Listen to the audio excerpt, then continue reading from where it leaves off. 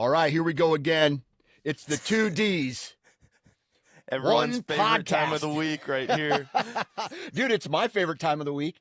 It's so good. I just get to act like a kid for just a dumbass for the next hour. I don't have any kids. I can tell dirty jokes. I can swear. I don't give a shit for the next hour, 2 hours, however long we take this. And it makes me feel good on the inside. And that's what I need in my life. So, Dan, thank you for being my virtual therapist, maybe? I think this could actually qualify as a therapy session. Yeah. And it's like, have you ever hunted with a buddy who brings their son and he's like, hey, when we're on this trip, anything goes. You can say whatever you want. You can do whatever you want. And then the kid's dropping F-bombs left and right. And you're like, whoa, where did that come from? I've had buddies like that. And these kids just go wild. And I feel like that's what this podcast is. Yeah. So this past weekend was youth turkey season in Iowa. And so I took my boy out hunting, and this Tom, we can hear him gobbling a long ways away. And I go, buddy, we have two options. A couple things happened on this little thing. I said, we can leave that turkey right where he's at. He's probably going to fly in the tree and roost, and we'll leave him there and we'll come back tomorrow morning, or we can beeline it to him right now, because this was an afternoon hunt. And he's like, Dad, no guts, no glory. Win number one. Like he said that to me. And I'm just like, let's go. Let's go, buddy. And then we're starting to get close, and he steps on a stick, and it snaps pretty loud. And he goes, oh, shit. And then he looks at me like, am I going to get in trouble? And I'm just like, it's all good, dude. It's all good, right? There's times where you can act a little, what's the word I'm looking for? Neanderthalish. And then there's times when in public, you got to have manners, open the doors for people, be nice, please, thank yous, and stuff like that. So I was pretty jacked about that, being able to spend a lot of time with him. But I was flipping through social media, and I see a picture of you in the hospital, like hunched over, like you just got hit by a car. Yeah. What happened? It was the most pain I've ever experienced in my life, and it was constant. Yeah. So we went down, we do this annual trip where we go down to New Mexico, we hike around the mountains, and we shed hunt. And we're picking up antlers. It was a slow year. Anyways, I'm like literally jumping off of a cliff onto a boulder and then scaling down some of the nastiest country I've ever walked down. No issues. No rolled ankle, stubbed toe. Like the worst I got was a cut on my finger from a branch. All good all week long. I get in the truck and we decide we're going to drive overnight, come home, and I'm in the backseat. The other guys take the first shift. I pass out, and I'm out from like 10 p.m. to 7 a.m. in the back of the truck. I wake up, and I can't lift my arm. I mean, it's shooting pain. Anytime, if I move my arm an inch forward, back, up, down, anything, it's just shooting pain. Mm-hmm. And I'm like, what the heck, man? Like, this sucks. It'll go away. It didn't go away. I get home, go to bed that night, wake up the next morning, it's even worse. And I'm to the point where I'm walking around propping my arm up with my hand. For some reason, we don't have a sling at the house. And so finally, Sam's like, do we need to go in? I'm like, no, I'll be okay. It got so bad that I was like, we're going. Just sitting there, I was probably at a 5 or a 6 on the pain scale. And then if like I would brush it up against something or like move my arm, it went straight to a 9. And so we went in and they did an x-ray. They were like, hey man, like it looks like you have bursitis. Basically your whole shoulder joint is inflamed and just irritated by any movement. And this guy is like, all right, go ahead. I'm going to put my hand on your arm and you have to push up. And like every time I almost fell to my knees. It was so painful. And so he's like, all right. So he grabs this little ultrasound wand that literally like the little wand that they use for finding a baby, and he puts it on my shoulder and he pulls out this big old needle and he just like right into the shoulder joint, steroid injection. He said, Dude, go home, heat it, ice it, 48 hours, you'll be solid. And for real, it was like almost 48 hours on the dot, like full range of motion now, no pain, no tightness, nothing. I'm like, is this what getting old is? Hell yeah, I it can is, do dude. I can do whatever I want, not get hurt, and then I sleep funny and I'm completely immobilized. Yeah. And it pissed my wife off too because she's like, "You're gone this whole week on a hunting trip." And then you come home and you can't really do anything anyways. The kids are trying to like jump in my arms. I'm like, whoa, like I can't pick you up right now. And they're like, why? And so then I went and bought a sling for those 2 days while it healed. And yeah, a bunch of people commented on that and people were messaging us with everybody's got their online Opinions. degree, Yeah. but they're just, they're like, oh, do this, do this. But the resounding thing was, hey, this happened to my husband and it was the most painful thing he's ever gone through. Hey, I'm dealing with this. I've been dealing with something like that for 3 months. And I'm like, nah, I can't do that. That $175 steroid injection was the best money I've ever spent in my life. Newsflash, getting old sucks ass. And I get one of those injections in my shoulder every 3 months. I just had a shot, that exact same shot in my knee yesterday. Dang. And so I'm on a rotation where I go left shoulder for 3 months. And then I get a couple months later, I get it. And then I'm on a rotation every 3 months. Now, dude, I once sneezed really hard and blew my lower back out. I'm not joking. I am in constant stiffness and soreness and pain for majority of my week. Yeah. And I will tell you one thing that has helped me in the past, and that has been steam rooms and saunas. Getting hot, getting like to your heart start so hot that you can't stand it anymore, and then you get out. And so I know that has helped me with my inflammation along with those shots. And man, it sucks, man. It sucks. I'm gonna start sauning all the time. So full backyard renovation is underway. They've got a retaining wall put in. They got the whole retaining wall in yesterday. I was like, holy cow, these guys are quick. But we have a 7-person outdoor sauna coming. And so we're going to put that in the back corner. And I think I'm going to start doing sauna cold plunge every day, like figure out the right way to do it around my workout. And then hopefully that changes a ton because I'm like everything I do. I mean, I played basketball. So I get back from this trip. The next day, my sister, her husband, and their 6 kids come to visit.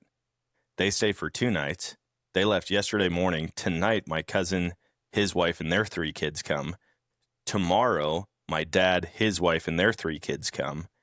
And so it's just like go, go, go. Well, when my nephews were here, they're cocky teenagers right now. You know how you get to that? There's always a phase with boys where they're like, I can take you in everything. Yeah. And I'm like, yeah, but you can't. I mean, you really can't. Right. And so my one nephew, he's like, hey, Dan, what does it feel like knowing that you're going to get destroyed in basketball today? And I go, dude, you will never beat me in anything that takes skill. Just so you know. I'm like, this is what's going to happen. You're going to go up to shoot, and then the ball is somehow magically going to be 30 feet behind you because I swat the crap out of it. I'm like, get ready for nicknames, bro. Like, you're going to have a series of nicknames that you're just going to have to live with the rest of your life. And he's like, oh, yeah. So we go out there, and he's just messing around. So, I do that like intimidation step towards him. We're not playing a game at this point. And he's like, oh, yeah. And so he's showing me like all the dribble between the legs. And I just like pop the ball out, go and grab it. And then I drive in. And the hoop was set at like 8 feet. So I just like pop the ball out, grab it, run up and dunk. And I'm like, hey, how's that going for destroying me, buddy? And he's like, oh, whatever, man. We weren't even playing. So then we play. It was me and my 8-year-old son against a 15 and a 13-year-old. And we destroyed them. My son scored like 7 points on them. And I'm like, hey, guys, what's going on, man? Like, this kid is half your age. And they're like, whatever, just give me the ball, you know? And so the And whole week was you're just just me like, I proving, still got it. I still oh, got dude. it. I Yeah, still yeah, got because it. I'm LeBron James, you know, like Yeah. I can throw down. I On an used to play 8-foot rim. basketball. I used to play basketball all the time, but again, knee injuries, man. Like, Yeah. I got to the point where I could dunk everything but a men's ball. Like, Hmm. I could dunk a woman's ball hard. I just could never get a men's ball to go. And then I hurt my knee duck hunting, Hmm. and I'm out of commission for a month. And now I probably can't even touch rim on a 10-foot goal. Yeah. Man, So, here's the struggle that I'm going through right now, and it's got to be in this midlife crisis category. All right.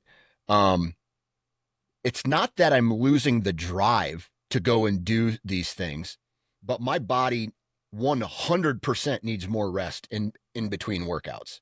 yeah. And so the other day, I got this ego problem in the gym. I got this, like, I'm not joking. I'm an ego lifter. And I think I read somewhere where it's like, if, you know what the next thing we need for this podcast is a fact checker. Like I need a Jamie, like what Joe Rogan has. Dude, You I know what I think mean? that would go so poorly. Because we'd be wrong about everything. He would be the number one talker on the podcast. Actually, Dan, you're wrong. This is the truth. Yeah. But I read somewhere that only 1% of men in the entire world can bench like 225 pounds or something like that. So Dang. I've always kind of made it a point, like, dude, I got to bench, I got to be the 1%. Yeah. I got to be able to bench 225. I can't even squat anymore. My knees are so garbage, dude. But the short story here is that I have to. My doctor told me, he's just like, you have to change your workouts. You can't just go in there and throw weight around anymore. You got a bad back, you got two bad knees, you got two bad shoulders. And so all of those things matter in the next 10, 15 years of your 20 years of your life until you're dead, right? Yeah. Basically. And so it's hard for me to not go into the gym anymore and just try and crush it. Right. And it sucks to have that realization that you are getting old. Your body is not like in order for me to be mobile and towards the end of these 3 months periods, I have to get these shots. Yeah. I'm looking into the stem cell thing too, but those aren't covered by insurance yet. So it's expensive as shit to go to that direction. And I'm to the point where I, I got to take an ego check and I got to change. I got to do less weight and more reps or more cardio or light, like swimming or something like that. Also, the thing that sucks the worst for me is I like to eat, dude. Like I like to eat. Yeah. And so I have I go to the gym, I crush, I'll come home, big meal, like eat a lot. I know that I'm going to burn some of it in the gym, right? Burn that off, but Yeah. I'm to the point now where I can't do that anymore. The diet hasn't changed. So now the tire around the waist is getting a little bit bigger. And it's another conversation I got to have with myself. It's just like, dude, you need to slow down eating too. Cause you have a calorie, not deficit, but whatever the opposite every day. You're eating way Excess. more, Yeah. excess, and you're going to get fat if you don't watch it. And so these are just all these things that I've been struggling with the last 6 months. It's like I got to find a new routine or change the way that I approach health because the path I'm on is just going to get me more hurt and fat. Yeah. Have you looked into carnivore? Yes, I have. I am not on a carnivore right now. However, my wife gets pissed at me when I talk to her about this. I've gone to a one meal a day thing, okay? Where I basically eat for 1 hour of the day. And most of the time I get so full at the end of it that I can't like yesterday. Here's a perfect example. I don't eat breakfast. I have coffee. and then I'll do a whole bunch of work, and then I will, around noon, 11 o'clock, noon, 1 o'clock, somewhere in that window, I will cook chicken and rice and some kind of meat. Maybe it's usually like venison or um, like beef or something, right? Just heavy meat protein, and then I won't eat supper, right? So I started that, and I did that for 1 week, a handful of months ago, and I lost 12 pounds in 1 week just eating one meal a day. Jeez. And really, you'd maybe day 2 and 3, you start to get a little hungry while your stomach is shrinking a little bit, but Yeah. after that, dude, I wasn't hungry. So that just tells me I was pretty much force feeding myself towards the second meal of the day just to say I had supper. And so Yep. now I'm kind of skipping suppers a lot and only eating lunch. And man, like I did it again so far this week, and I've lost 4 pounds this week in 2 days. Just Dang. changing diet. And I think the older I get, diet's going to play more of a role in my overall health than than exercise. But I will ask you this question: are there certain foods that you eat that just tear you up? I mean, not necessarily like you're shitting your pants, but like you just feel gross after you eat it, like or the next day or something like that. Dude, I eat probably the worst diet of anybody that I know.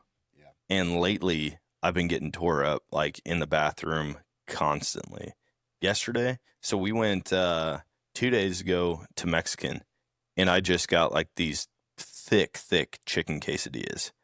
And I was so pumped about it. It was delicious. I probably ate 2 baskets of chips and queso. I was on the toilet 3 times before I took my kids to school yesterday. And Sam's like, again? I go, babe, that Mexican.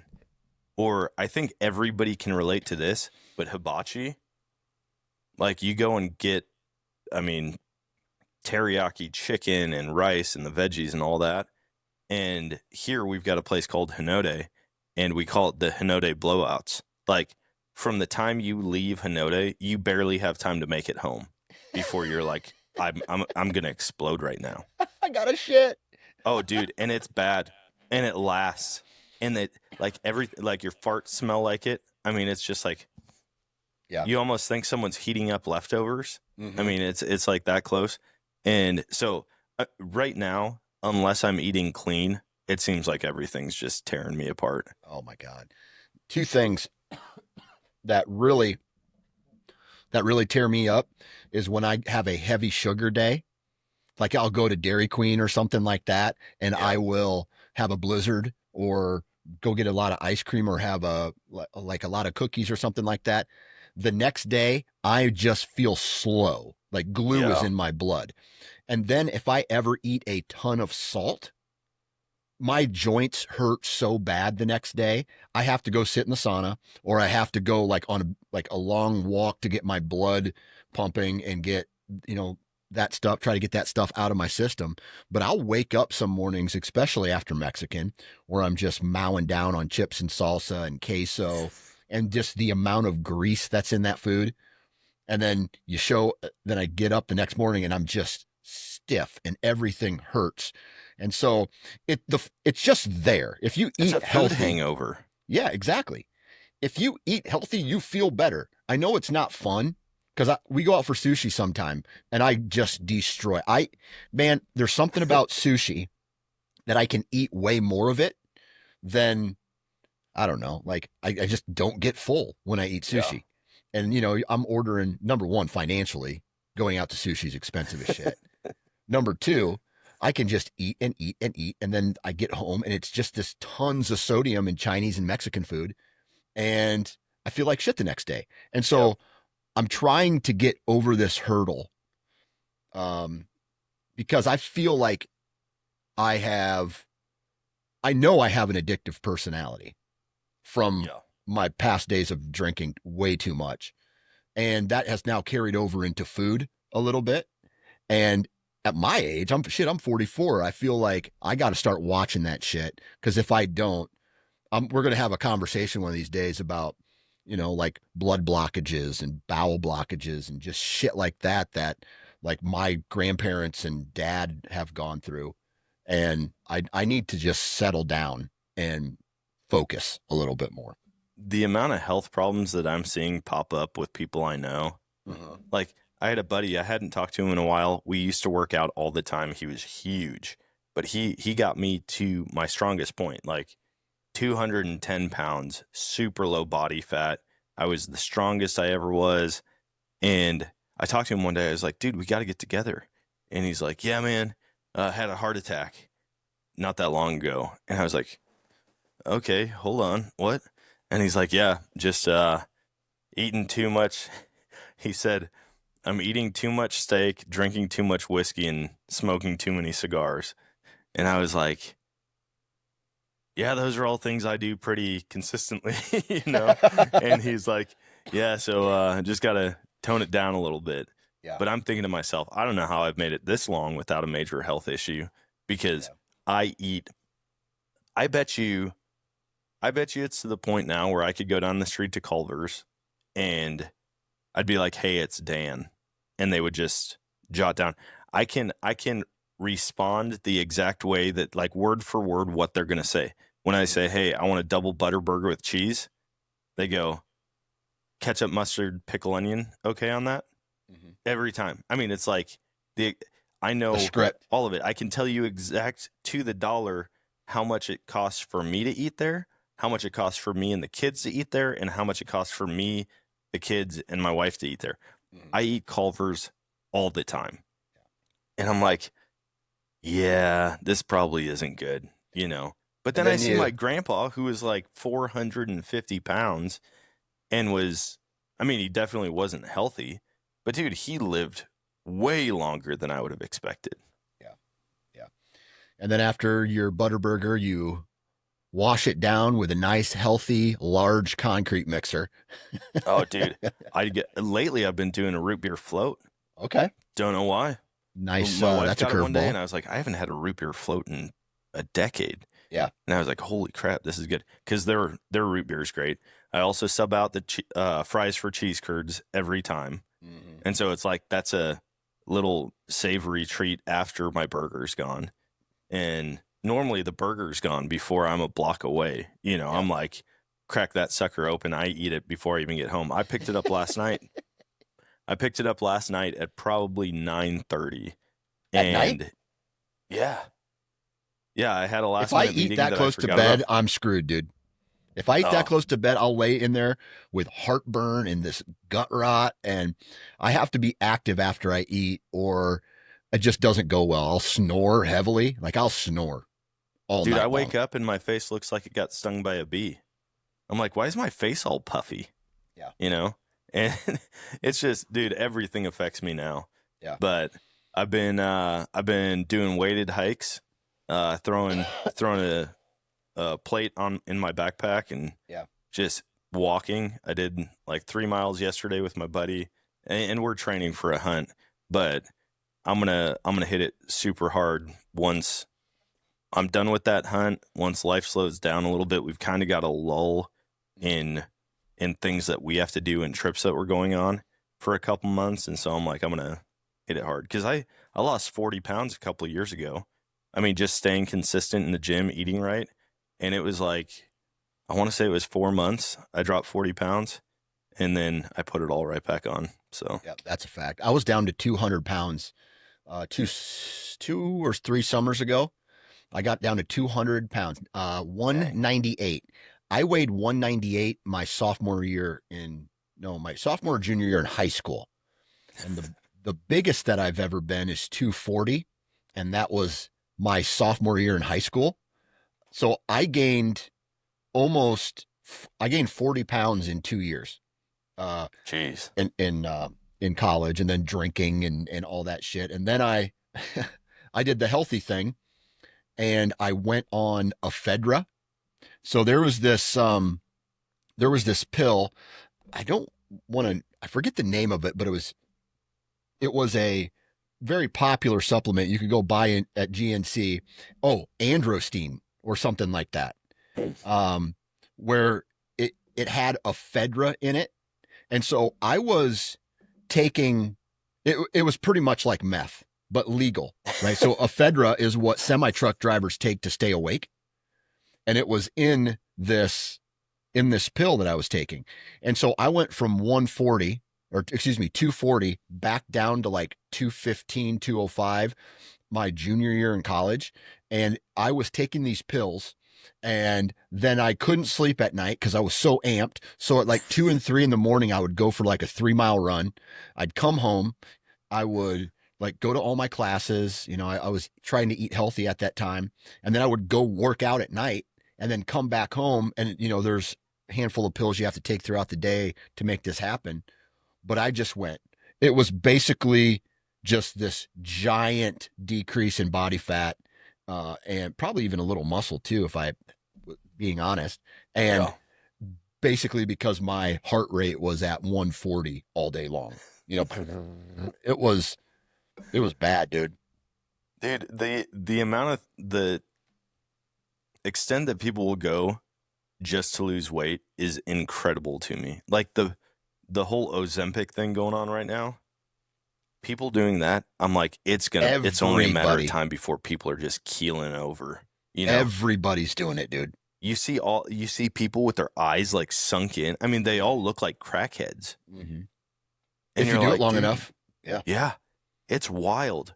And I'm thinking to myself, you know what else you could do? Just like exercise and eat healthy. But I saw a show years ago. I think it was like on MTV, and it was the human Ken and Barbie. These people who have had so much plastic surgery and they're trying to like get this image. This dude was getting pec implants Mm-hmm. and ab implants. Yep. And I'm thinking to myself, can you imagine like walking around like that? Like your body doesn't move the way it should. And then someone's like, hey man, could you help me carry this? And it's like, well, no, I actually can't. Can't. Like you have These these are all giant fake muscles. Yeah, you have giant muscles and they don't do anything at Right. all. Yeah.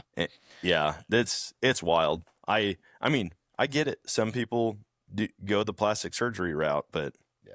for me, I I'm like, can't do dude, that. if I can't be that disciplined, I told myself for a long time, like, I'll start eating healthy when I can't see at least 6 abs. Yeah. Those days have been They're gone long for a gone. while. Right. And then But you still eat like shit. That Ozempics thing is crazy because I know people in my community who they are on it. They are on it and they tell people they're on it and you can see the weight week by week by week go away. yeah, And I think how that works is it attacks the fat, obviously. It blocks you from being hungry or something like that.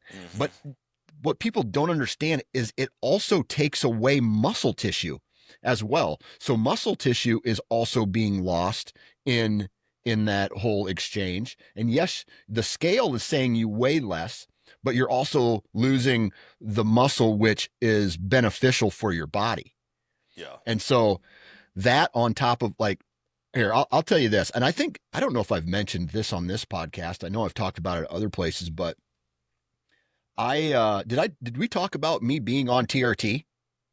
No. No. Okay. So a handful of, I want to say 2 years ago, it was the year I turned 41. So it would have been 3 years ago. And something happened at 37. And at 37 years old, I hit a wall. Like if I missed sleep, it was just like everything started going downhill for me. And Yeah. I was even having some bad thoughts about, in my head, like, Yeah. hey, dude, I don't know. I don't want to say suicidal because it really wasn't that, but I was in a cloud. I was, some people may call it depression. I don't know if I had clinical depression or whatever the hell they say that.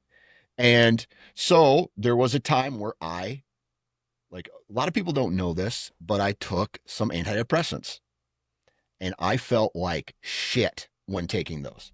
I was in a Really? cloud. Oh my God, in a cloud all day.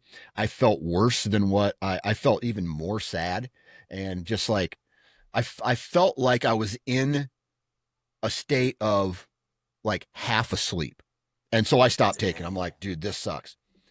So I started doing research on like how to get out of these slumps, and obviously TRT pops up, replacement therapy. And so I went in, I got my blood work done, and I think they say like the average range for a male my age was like 300 to 700. You know, it all depends. There's so many different things. Sleep is really influenced. Like that number is influenced by sleep, by diet, by activity level, things like that. And I had like a 180 or a 280 or something like that. So I was Dang. below that low. So I started taking it. And I don't want to say like I'm here because obviously you should consult your physician, but everybody who talks about how awesome TRT is right. Dude, I put that, you know, I would go in for a weekly injection, and I just like I blossomed as a human. Like I was in a way positive Came out mood. of his chrysalis. Oh, dude, I was in a positive mood all the time. I could go to the gym and I could lift forever. Like 2 or 3 weeks into it, month into it, I'm just going crazy. Like I was not getting tired. I could go get 8 hours. I would get better sleep. I would go back to the gym. And that's when I was like benching 365, deadlifting 465. Like I was going crazy. And this was in my 40s. Yeah. Okay. And so then something started to happen where I was getting, and it was 100% probably, it was probably a little bit of my diet where the TRT was working, but I started getting acne on my back and chest. And it wasn't just like the little pimples that sometimes you get when you're sweaty and things like that. Yeah. It was big cystic acne, Oh. and it was disgusting. And so there were times where it was summertime and I didn't want to take my shirt off because I had all this chest acne and I couldn't get it balanced. I couldn't find the balance in this. Um, and so I stopped taking it because of the acne. Now I have a couple other friends now who are like, dude, you got to go see this guy or this guy. And maybe because I would still be on it if it wasn't for the acne side effects that Yeah. I had. And now those things have gone away, but so has this almost euphoric feeling every morning when I would wake up like I'm ready to go. Right. I'll be honest, there is one other negative aspect, especially in this age. And if your wife is close to this age in their 40s, women's libido starts to slow down. And when you're on TRT, dude, I was a walking hard on all the time. No joke, dude. I could snap my fingers, get hard, and do whatever. But it was frustrating because it increased my, I guess you'll just say, horniness level. Yeah. And my wife was not in the mood. So here I am extremely frustrated because I couldn't have sex with my wife and I was in the mood all the time on this stuff. And she obviously wasn't going, because she's probably in the stages of, pre-menopause, or what do they call that? Perimenopause. Yeah. And so it's, that was also kind of a it's not necessarily a side effect, but that happens too. Right. So You're just walking around with acne and boner. acnes it and basically boners turns you into a 13-year-old boy again. Oh, dude, it was nuts. But I felt like I was 20. Yeah. Like it's minus the whole, like I couldn't drink on that stuff because I would get, for some reason, it would make me more dehydrated. So I had to make sure that I had to drink more water. Yeah. But dude, I just reversed time as far as I was feeling. And I felt amazing. And so dude, if you find a doctor that like really balances the numbers right, and like gets you to the point where it gives you that edge, but not all the side effects, like it would probably be killer. I've had so many people that have told me that. I did like a full blood panel a couple months ago, and my numbers were great. And so he's like, don't worry about this. There were some other concerns and stuff, but as far as my testosterone levels, it was fine. But every gym I've ever gone to consistently, there's always a guy who's like, oh, dude, you should go see this guy. Like you tell him you get headaches every now and then, and he'll put you on TRT. Yeah. Oh, if you tell him like, "Oh yeah, you were kind of sad yesterday, dude. He'll prescribe it." Yeah. I'm like, you just have like a drug dealer with a degree essentially, Exactly. and it seems like it's a lot more common thing. But I heard a study not that long ago that the rate at which testosterone is dropping in males right now is like nothing they've ever seen. It's the And it food makes we eat. sense. It makes sense. Yeah, it's the food we eat, the stuff we drink, probably the amount of freaking uh, vaccines we get. I mean, like there's so many factors in it, Mm-hmm. but I'm like, dude, it makes sense. You walk around, and there are men everywhere that are indistinguishable from women, and I'm not talking about people who are like transitioning. Yeah. I'm talking like just the amount of femininity Mm-hmm. in men, like masculine men are gone. Yeah. Like they just don't exist anymore, it seems like. Yeah. And then I run into random people. Oh, funny thing. So there was an event just down the street at this business, and this guy who owned the business, his sons are into baseball cards. They're into drip, which is like bling, and so he did this thing for dads and sons, and so we go, and they've got like a cyber truck out there, and like a super nice, like a supercar. I don't remember what it was, and like a spider. And then they had food. You go inside, the kids get baseball cards. You're just kind of talking. Well, I'm in that arm sling from the trip, and I go in there, and here's this other dude, and he's a big guy, and he's in an arm sling, and he's like, "Oh, it looks like somebody else got the message. Like, wear your sling to the event." He's like, "What happened to you?" And I was like, "Oh gosh, well, I slept wrong in the back of the truck." And he's like, "Oh, dude, getting old's the worst." I was like, "How about you?" He goes, "Oh, I was trying to brand a bull calf, and I grabbed its leg, and right as I'm pulling, it pulled back, and it tore my pec." Oh, damn. And I'm thinking to myself, like, all right, I am not a man. Like this dude, this dude got hurt fighting an animal, and I slept funny in the Right. back seat of the truck. Yeah. But anyways, Yeah. It's embarrassing having to tell stories like that. You yeah, see some, oh, what happened? What happened to you? So here's another, like, whenever I share the story of my finger getting cut off, I I tell people that I'm an amputee, right? I'm an amputee, right? yeah, And then I will say, like, and I mean it as a joke. This guy, I knew him, and he had lost a leg from the knee down, I believe. And I thought he had a good, like, I thought he had a good sense of humor.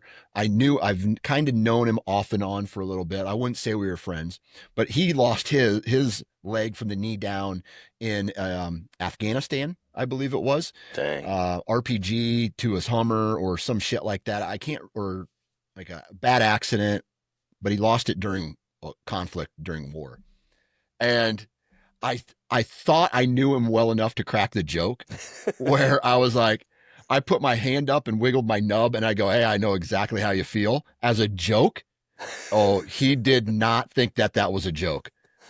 And I was just like, "Oh shit, dude." And I just straight up said, "I thought that joke would go over better, honestly, with you. And I am sorry." And he's just like, "Yep."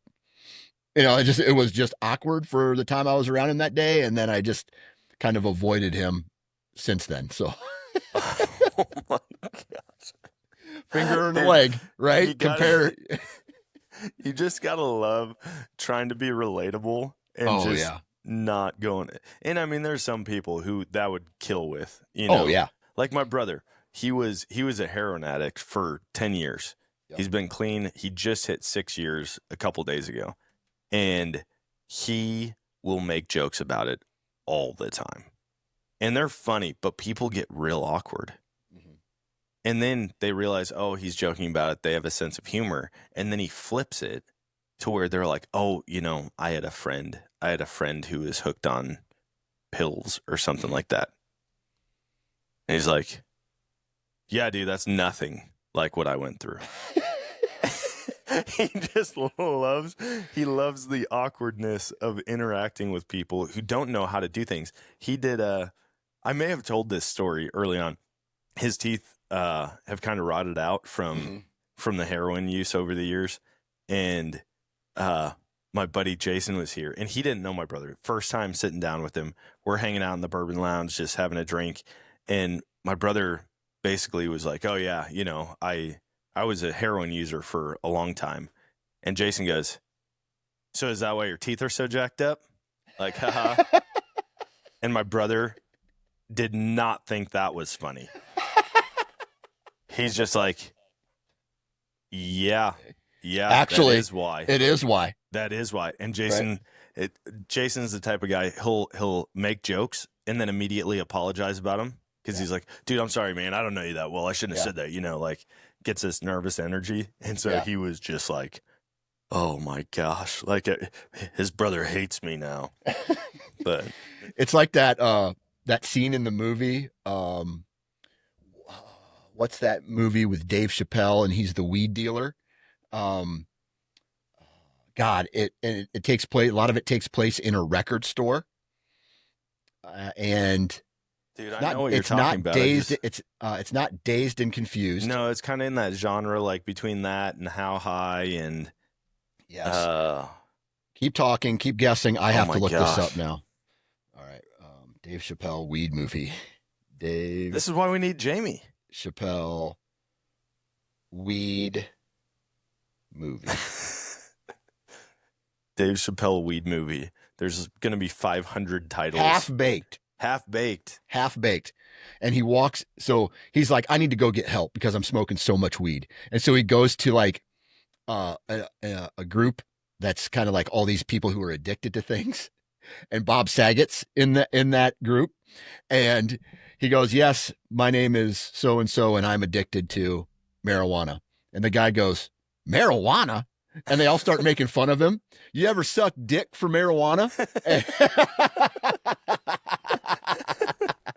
Oh God, I get a crack out of that every time I watch it. I'm just Dude, that's good. Have you no, I've never sucked dick for marijuana. Dude, I got in trouble as a kid in high school. Mm-hmm. It stopped me if I told this story. So me and my buddy were shooting his BB gun, and I shoot this guy on his roof shoveling snow off. Turns out he's a cop. So I get like,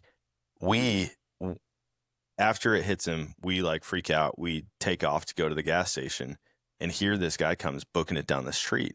And he's like, hey, I'm a police officer with the Eau Claire Police Department, and I just got hit by a BB. So he starts asking all these questions. I'm denying it. My buddy's admitting to it. And so Your buddy's going like this.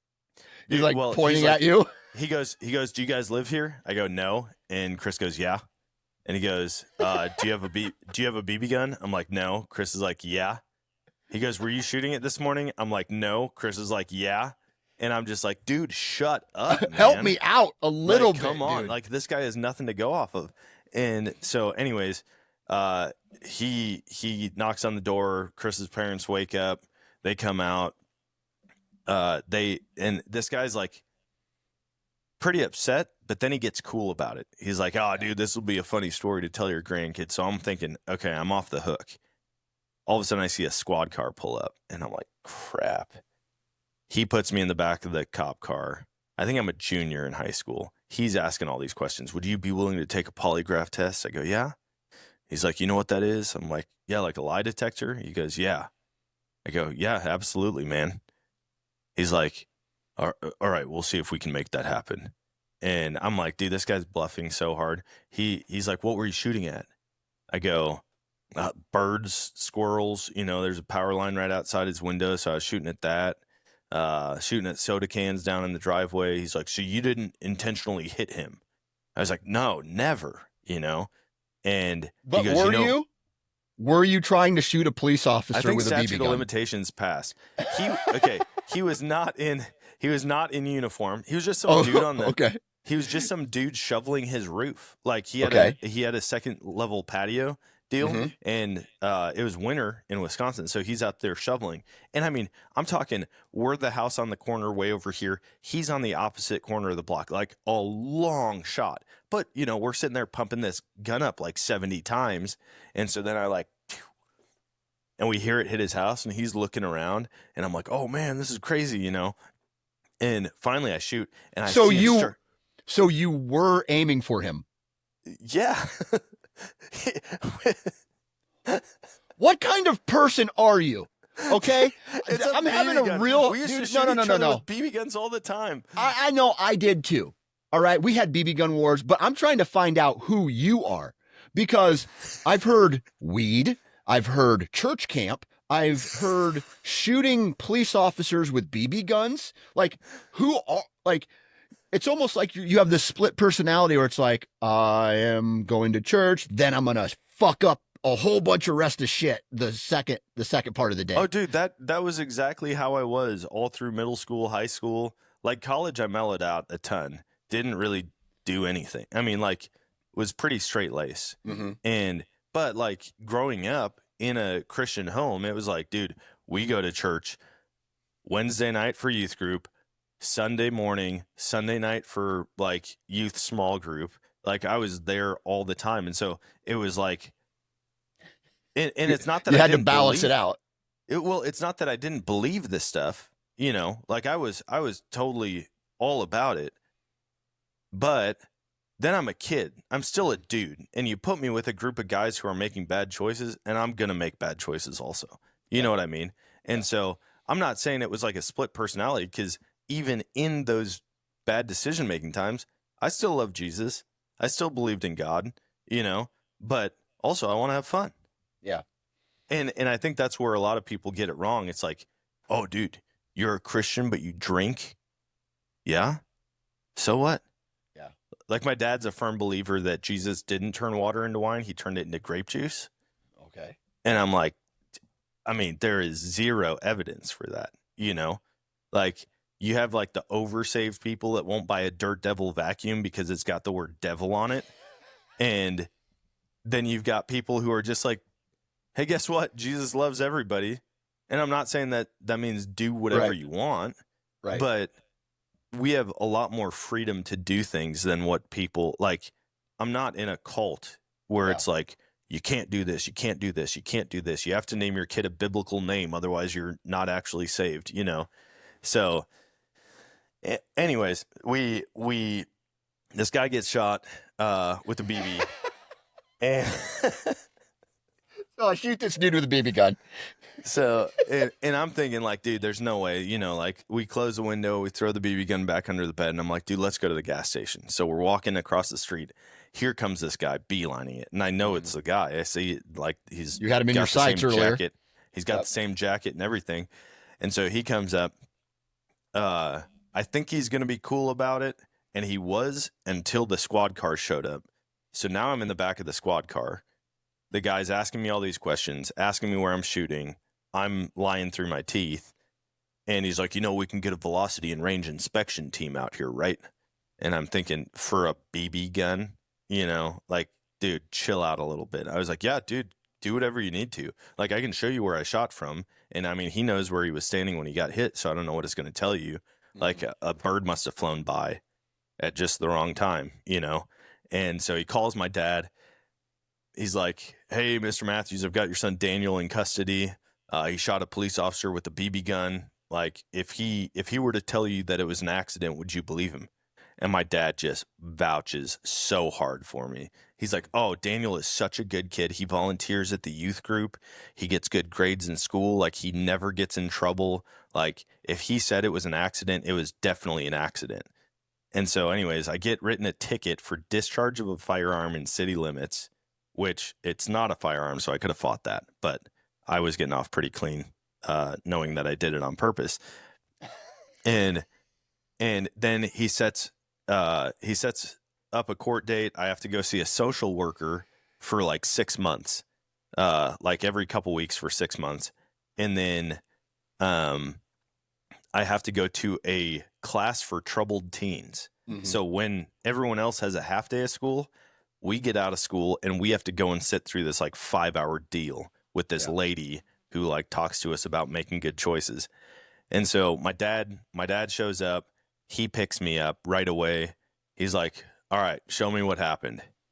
And we go upstairs to Chris's room and I'm showing him the window and he's like, "Where was he?" I said, "He was on that roof over there." And he just looks at me, he goes, "Dude, that's quite a shot." And I'm like, "Dad, yeah, like thanks, man." And he's You're like, still grounded. did you do it on purpose?" And I was like, he's like, "Dude, come on, man." And I'm like, Yeah. "Yeah, yeah." He's like, "All right, that's pretty stupid." And Yeah. bad luck that it was a cop. Yeah. And so anyways, I go through all the stuff that I have to. I have to retake hunter safety. Um, have to. They were going to give me community service, but because I actually did volunteer at the youth group, they just were like, "Hey, just keep doing that." And then so I go to this class for troubled teens, and I'm sitting there, and we've got the tables in this U shape. The lady's standing like at the mouth of the U, and she's like, "All right, we're going to go around. We're going to say our names and say what decision brought us here today." And so I'm like third person. First girl's like, "I got caught stealing makeup from Kmart," and the guy next to me is like, "Oh, I smoked some weed with my brother and we got caught."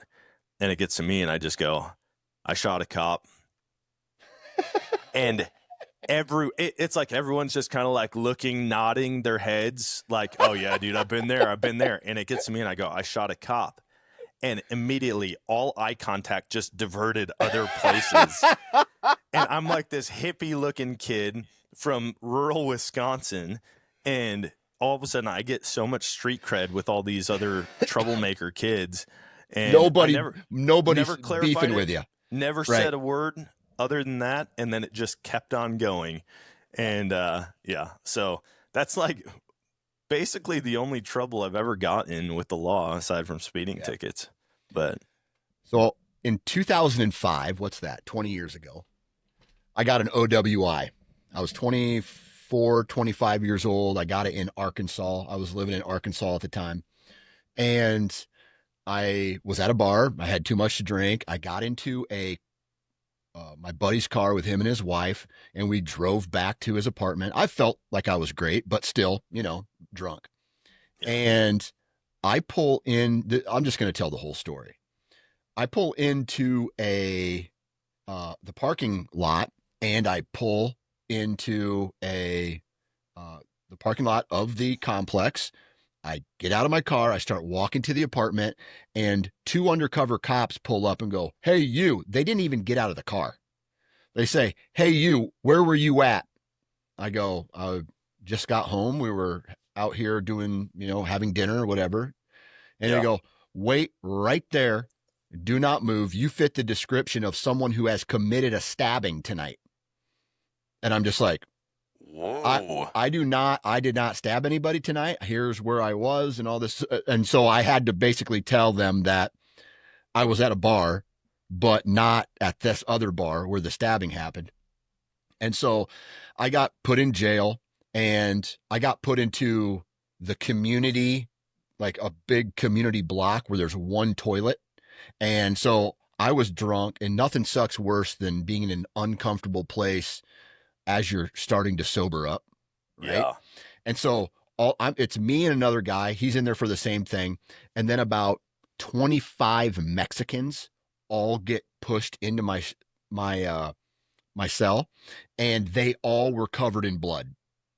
And there was a bar fight at a Mexican bar, and all these guys were like beating the shit out of each other. And this is like an abbreviated part of this. And I go to take a piss, and one of these Mexican guys like forearms me out of the way, and he starts throwing up, putting a finger in his mouth to throw up. And he threw up some crack that he had swallowed to get away from the police. And so he was making himself throw up to get these crack rocks out of his stomach. And What? I could see these balls of white shit in his throw up. And then he kind of looked at me, and I kind of looked at him, and I just backed up. I I backed up. I stood in the corner with my back to the corner the entire rest of the time there. And Yeah. and so that was an intense little deal there. Holy cow. But I end up having to go to a class down there when I was living. Well, I think I had moved to Alabama at that point. So my job took me to Alabama, and I had to, in order to get my license back, I got a work permit, but then I had to go to this class. And so the alcohol class was full. And they said, just go to this other one and just go to this other class and we'll count it for you. I said, okay, cool. Because at the time I was working third shift, so I couldn't go to the evening class. I had to go to like the early afternoon class. And so I'm I'm sitting there. I'm the first person there. All these other people start to show up, and I said, "My name's." We had to go around and same thing that happened to you. My name's Dan. I'm here because I got an OWI a handful of like a month ago, and I need this class to get my license back. And one guy just started laughing at me, and the teacher of the class was like, "That's it? Like." Anything else? Did you have a gun with you? Did you have narcotics? I was like, nope. Did you Just stab someone at a bar? yeah, exactly. Any drugs involved? I was like, no. And then the girl behind me goes, I tried to sell my child to an undercover cop for crack. And I was like, that makes sense why I got the reaction. And then everything was just that bad. So it's like I was so whacked out of my mind that I tried to sell my own kid to an undercover cop so I could get money for crack. The next guy was like, I'm a heroin addict and I'm here because I, got busted for, massive amounts and, battery and assault and all this, like all these hardcore drug charges. And so the guy who was teaching the class comes up to me and goes, he saw my record or something. He's like, dude, you should not be here in this class. I will mark you. I will mark you absent, or I will mark you here. Just show up to a couple of these and I'll check the box because you're not going to learn anything of what this class is about. Like you're so not even in the same realm as these people. And so I was like, thank you. And one of the classes that we had to attend was at a park. And I was like, yeah, I mean, the worst thing that happened to me was that my parents got divorced. Right. Then these other people are going around telling their stories, and it was just horrific. Like, my dad abused me. My dad raped me. My uncle, like all this shit. Like the first time I ever smoked crack or meth or something like that was at 11 or 12 years old. And I'm just like, holy shit. And it's just with this thing where it's like, you think your life sucks some days. It doesn't suck compared to someone who smoked crack rock at 13 years old or whatever. Blew my mind. It was crazy. It's crazy. That stuff is what I mean. Like, those stories are out there, but then like you actually encounter people who have a history like that, and it's, dude, it just does, like, we can't comprehend what that life looks like. You know what I mean? Oh yeah, yeah. I can't even imagine. Like I've had plenty of encounters with homeless people, and they'll start talking about like their story. We used to we would go to cash our check when I was in college, and me and my buddy would get onto this bank, and it was the same day, so we would go cash our check, and we would always just, for some reason, we were like, dude, let's just ask this homeless dude if he wants to go sit down and eat lunch. And like there was always somebody standing on that corner, and so we're like, dude, you want to meet us at McDonald's? We'll buy you lunch. And dude, it's wild, man, hearing some stories from these people. Oh yeah. And like you hear stories like that. But then you hear stories of guys who are like, dude, just don't like the 9 to 5, like sticking it to the man. Like, I'm sticking it to the man, and this is what I do. I just panhandle my way across the country, hitchhike. Yep. They're like, dude, I've been to almost every state. I spend my summers down in Florida, or my winters down in Florida. I spend my summers somewhere in the Midwest. And I'm like, oh, like, this isn't something you were forced into. But the common theme was that, like, throughout doing that, they would end up getting hooked on something. Yeah. You know? Yeah. Yeah. So it wasn't necessarily just I'm sticking it to the man. I'm also sticking needles in my arm too. Yeah. Yeah. It seemed like a lot of people actually just chose the lifestyle of like, dude, forget corporate America. You know, everything sucks. They're not paying people enough. Like, we're not doing that. But then There's other after a ways to do while, that. yeah. Oh, plenty of other ways. I mean, like you see RV life or like Yeah. van lifers just traveling the country in a van, and like they don't have a mortgage. They buy a $200,000 van and it's all renovated, and they just travel and they work remotely. Yeah. You know, or they make content or whatever. I mean, I got sick of that stuff.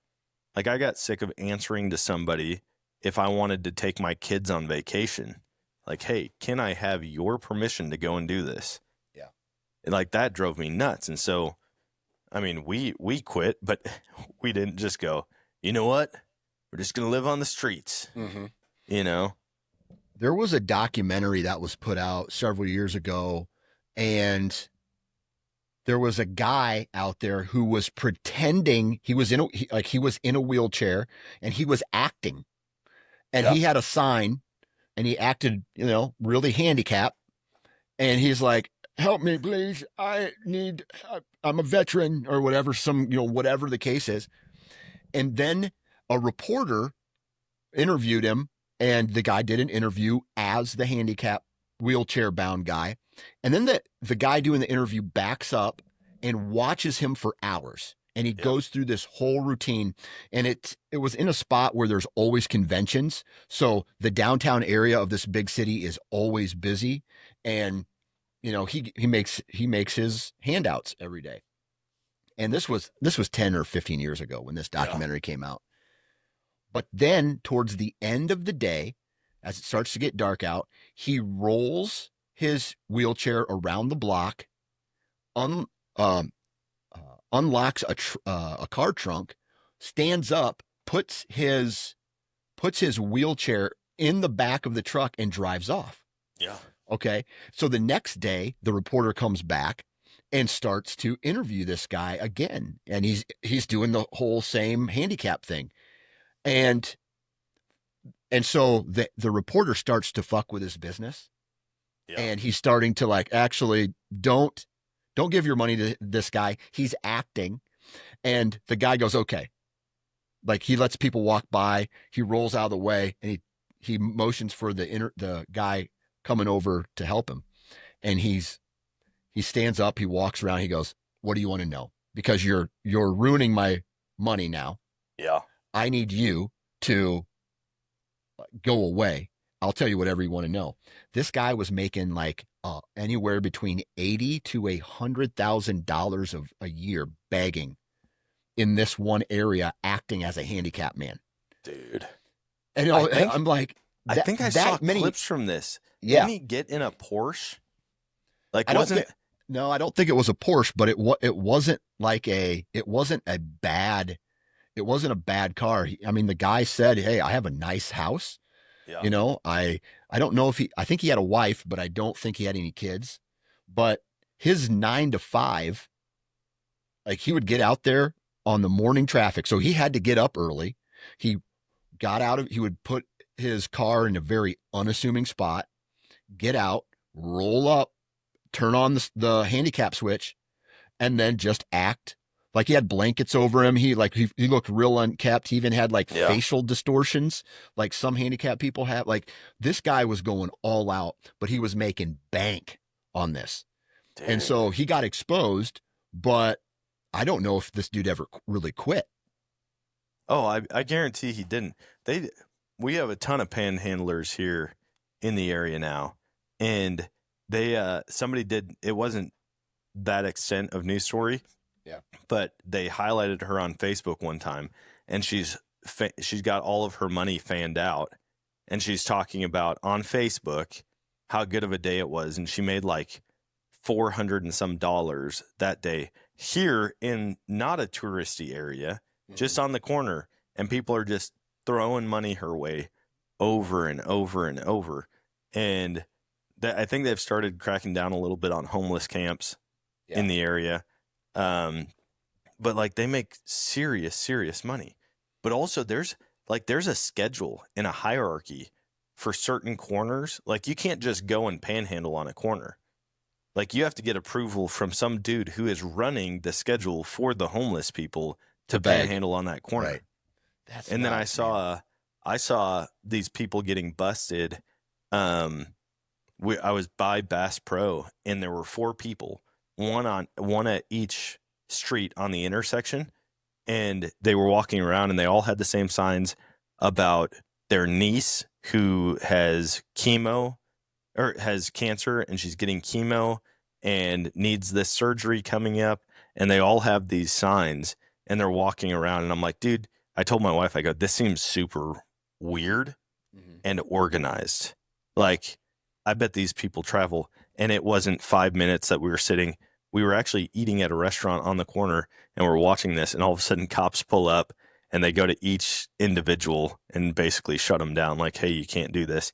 And so we saw something on like a Facebook community page later on. They're like, oh, yeah, these people travel from city to city and do this. Mhm. And it's like they'll spend a certain amount of time there, a couple days hitting the major intersections, and then they move to a new city. Yeah.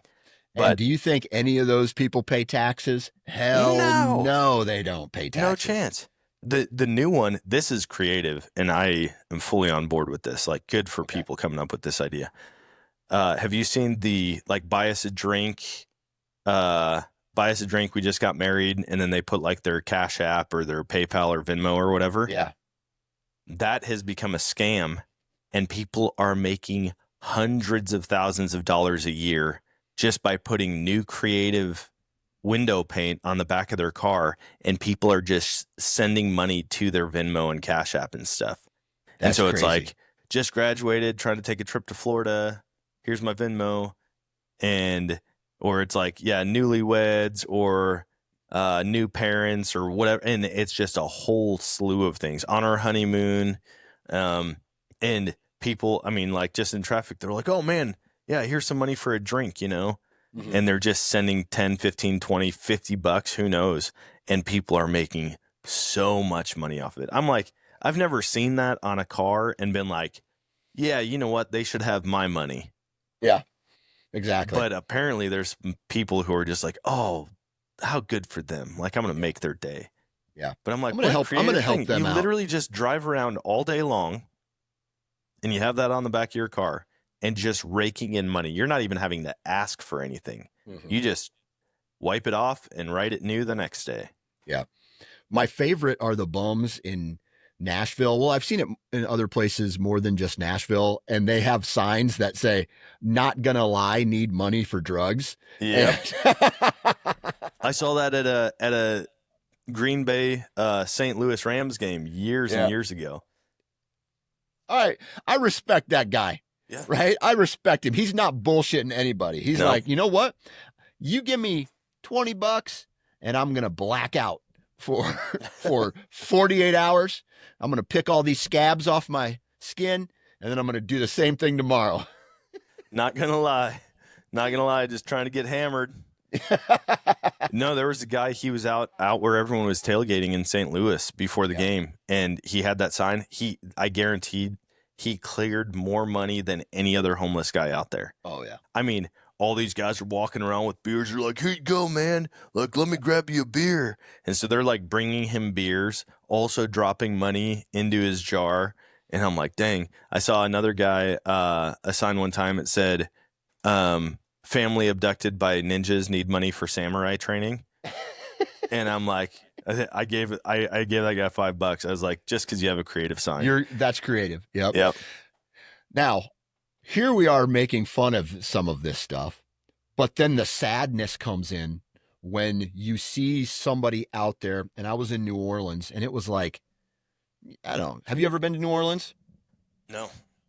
Dude, it is hot as balls down there. Dude, And I I have mean, no desire to go there.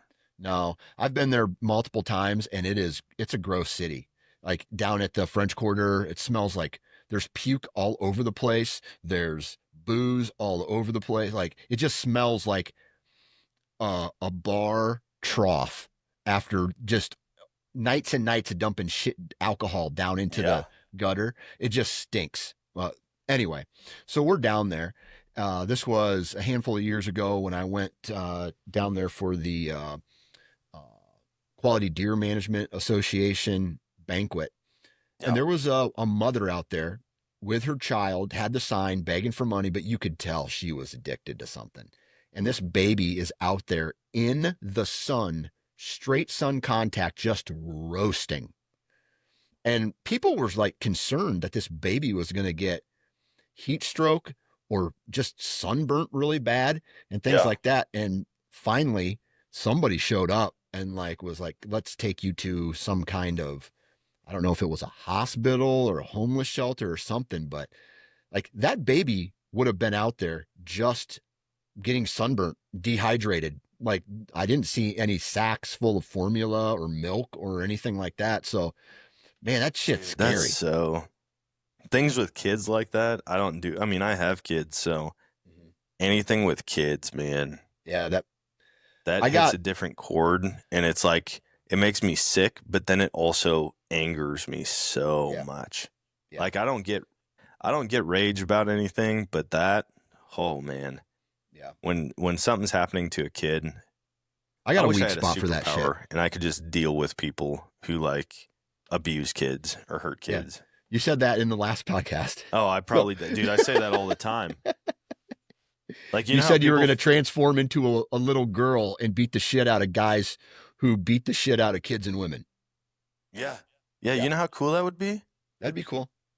Like to have all the powers of Superman, but be in like this tiny, unassuming body. Mm-hmm. It would Yep. be the greatest. It's like Hancock. Did you see that movie with Will Smith? Oh yeah, I've seen Hancock. Yeah, yeah. And he's just like walking around like this, I mean, like a drunk bum. Yep. And then people like talk crap and he's like, yeah, but no. And I mean, like, they don't think anything's going to happen. And then he punches them 300 yards. Like, you know how cool? Hey, dude, I'm just telling you, you don't want to do this right now. I'm like a tiny little kid. And then I just snap the guy's arm in half. I I have two stories. One I'm going to side with the child, and the other I'm going to side with the parent. Okay. I was Okay. at Walmart in my hometown. I was probably 16, 17 years old. I was driving, so I drove there. And I went to go get my whatever it is that I needed to get. And then I turned around and I came back and I was waiting in line. And this kid was crying, right? It was just like he was tired, had enough, like just doing what kids do, right? I didn't see it, like the kid wasn't acting out. He was just kind of crying. Yeah. And this dad picked the kid up by one arm, and I mean wound up and stroked him as hard. It wasn't even on the butt, it was on the back. And he did it once, twice, and the third time I just reacted. Yeah. I didn't think about it. I just kind of put my hand up and I blocked the hand. I go, dude, you can't do that. This guy could have probably beat the shit out of me. I kind of did this and I said, you can't do that. And then some other woman saw what had happened and she starts laying into this fucking guy. And he just leaves everything, pulls his kid out of the store, gets in the car and leave. And you just can't help but think like that kid's going to go home and then get more of that. Yeah. Right. And I just like, holy shit. How can you hit a kid, dude? Dude, How I can don't you do get it. that? That's the worst kind of people who cheat to win, and people like cheaters and people who hit and abuse children are two of the lowest scumbags, in my opinion, in the Yeah. world. Right. And so the other one, I was at Target. This wasn't too long ago. And there was a kid saying, I want candy. I want candy. And the dad is like, no, the dad was checking out and the mom was holding the kid. And the mom's like, no, no, the dad wasn't doing anything. And the kid started slapping the mom in the face. Oh. That's like, won't. First off, do you know what would happen if my kid acted like that and hit me in public? I'd throw their ass. I'd throw them 20 yards, throw them. And so I'm just sitting here. I'm trying to not get involved. this kid is just going, whoom, whoom, slapping his mom. And it didn't look like he had any issues. And I looked at the kid and as loud as I could, I just went, hey, that's all I did. Just real loud. And the kid looked up at me and I look at him dead in the eyes and I go, I shook my head just like this. And that kid just froze. And the dad, which is crazy, looked at me and he didn't say anything, but he gave me a man-to-man eye contact. That was like, thank you. You know what I mean? It wasn't, no words were spoken. He didn't really even give me a facial expression. It was just looked at me and then went right back to scanning all the items. Like he has had enough of this shit. Yep. Right. But he never does anything about it. So again, back to your point, masculinity, right? Yeah.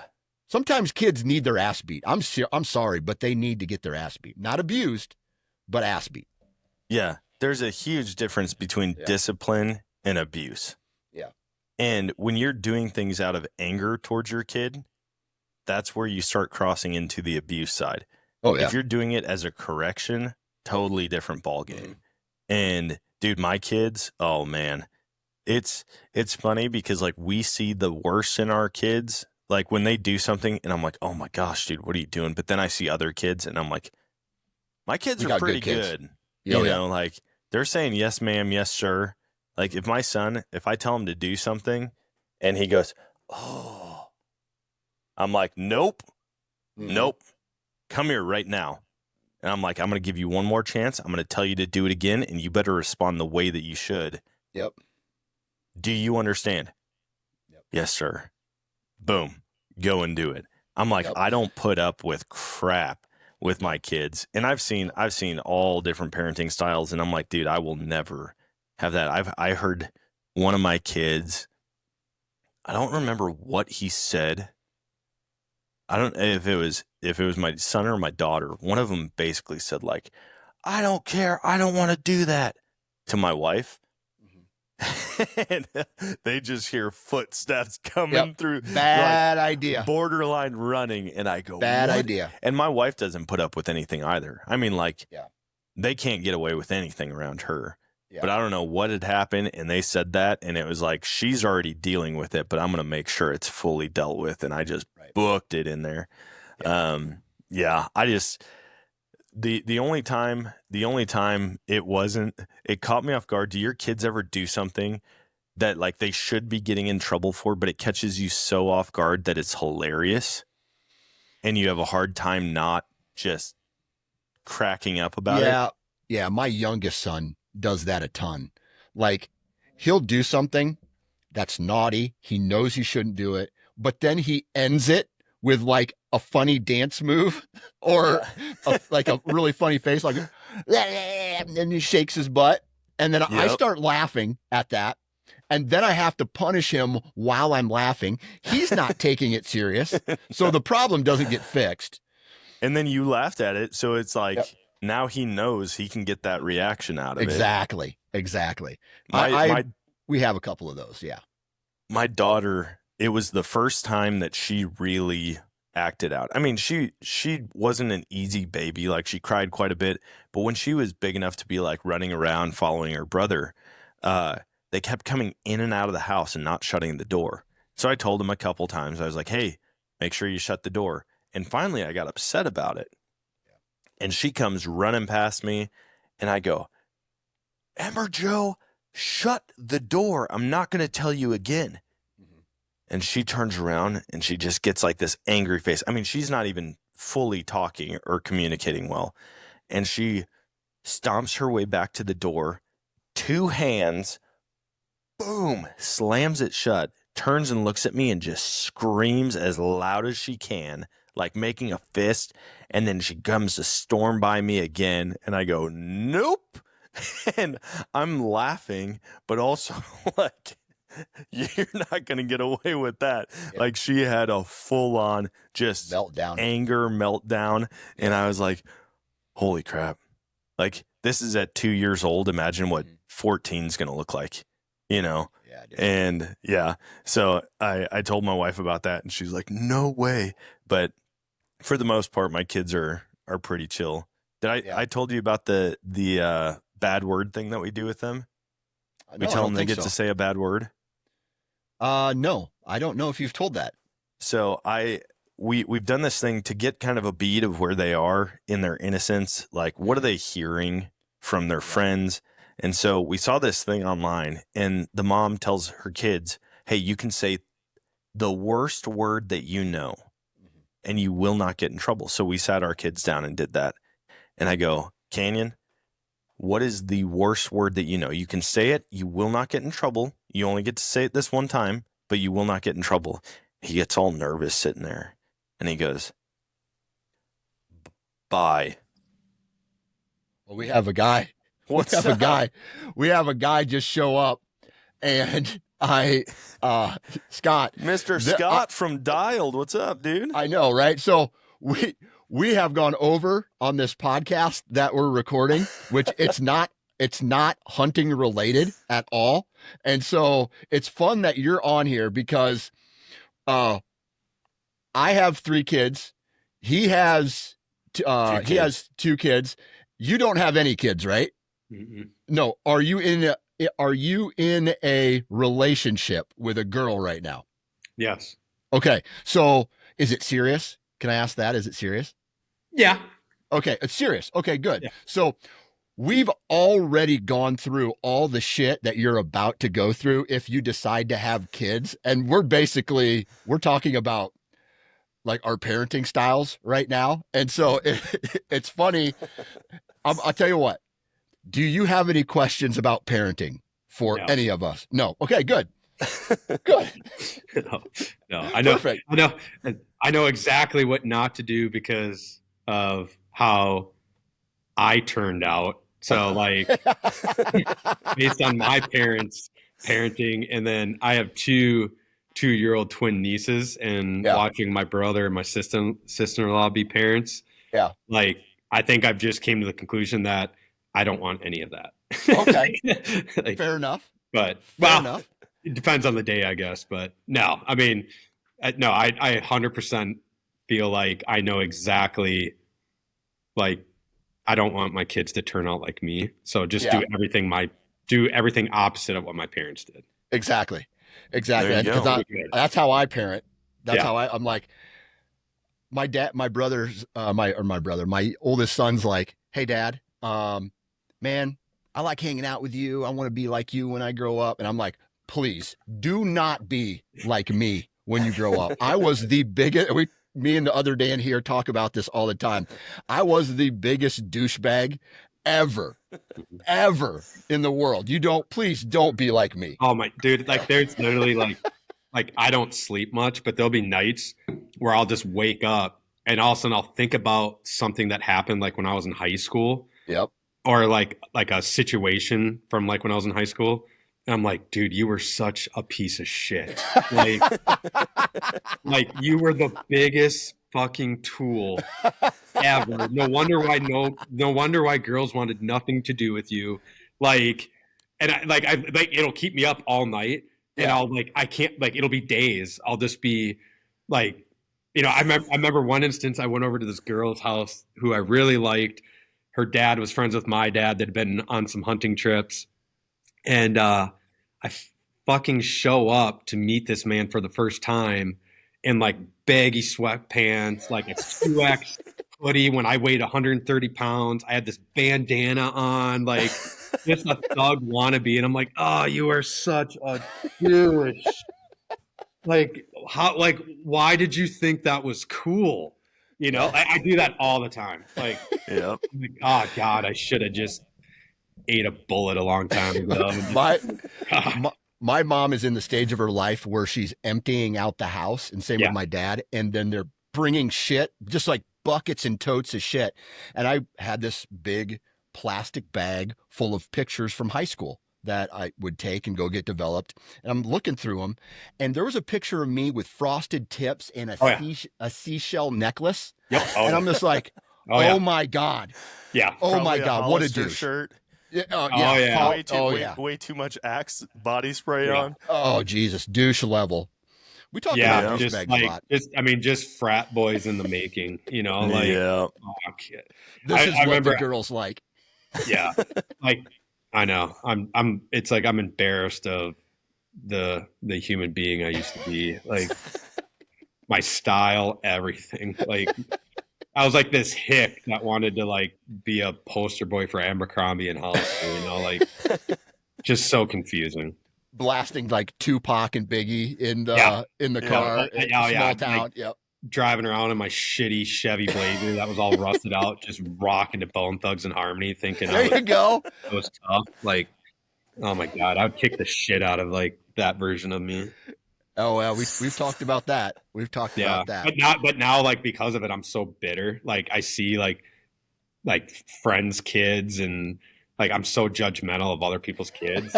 Being like, you think your kid is cool? Like you dress your kid this way? Like he's acting like a little gangbanger. Like someone should just eat that. Like, oh, I know. I mean, love if it. that's like going back to like parenting, I'm like, this is why I shouldn't have kids because like my Or kids are maybe it's yeah. the exact reason why you should have kids is to change the timeline from all this pussiness that Yeah. is happening That is true. in the world Yeah. and just start your own bloodline of Yeah. badasses. That's what I'm trying to do. I think I'm just gonna start a cult.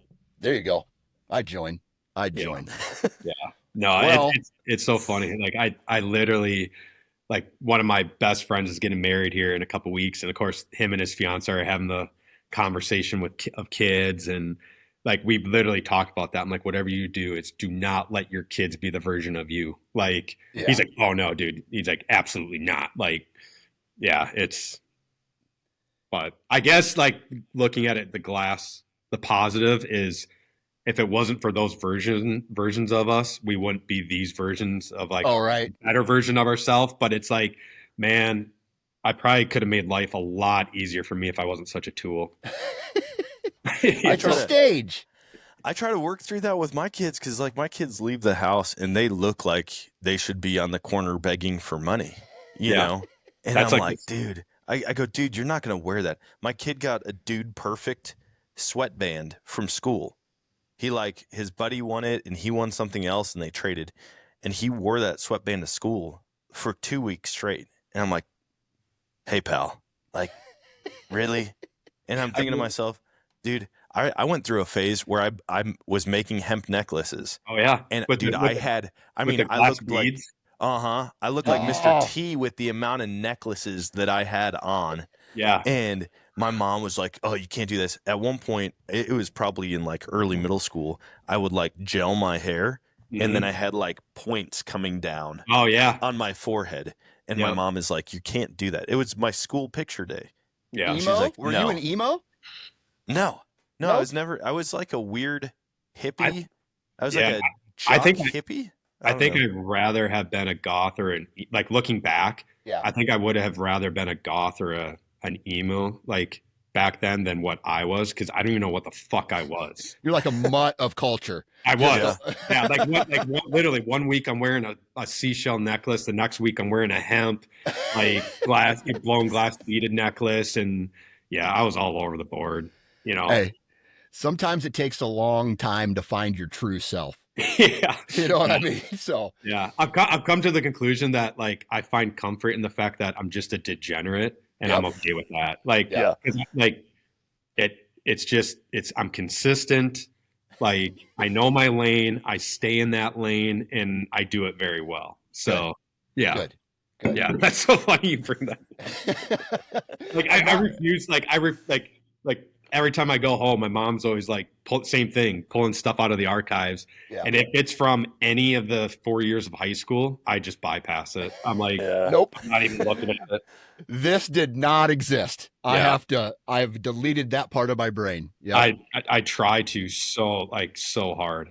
Those are just years I just don't even want to remember. I love Like it. that ugly duckling phase too. Where, Oh yeah. God. You're Just learning how awkward. to walk. You're Yeah. learning how to walk basically Yeah. through life. Yeah. That's rough. That is so rough. Well, thanks for ending this podcast on a bang. I didn't realize love it. that was. Yeah, I didn't That was realize so that was. good. I No, know, it's all good. We had some overlap here. We were in a great conversation. I knew it was going to get time, but I love these types of surprises because, hey, you brought some insight, and I like that. Oh yeah, yeah. Hey, Don't happy to be talk like about how Scott. big of a piece of shit I am. Anytime. Hey, Dan, we might have to have him on as a guest. Dude, I'm all about that. That'd be fun. Hell yeah. Hell yeah. All right. I need all of you